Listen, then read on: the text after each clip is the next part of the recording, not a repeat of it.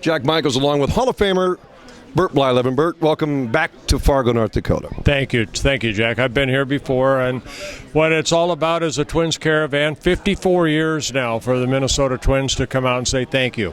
Thank you to the fans for their support over the years. This is something that Jack's Bert Blyleven up a little bit, too. You just enjoy hanging out with people, talking baseball with people, talking Twins with people. Well, how can you not? I mean, you look outside, it's cold. There's snow on the ground. My God, I live in Florida. Come on down. But that's where the Twins are going to be.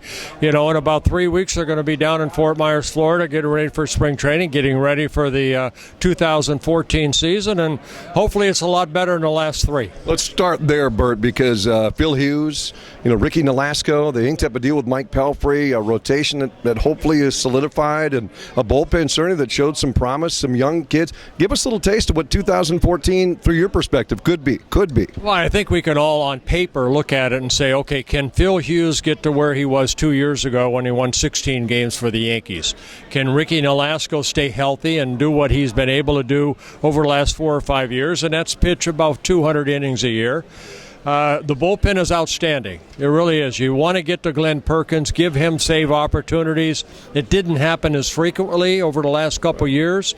But I think all in all, it comes down to just good pitching, good defense, and then timely hitting. And that's what Ron Gartenhire and his staff are going to try to do. They're going to try to cut down their strikeouts.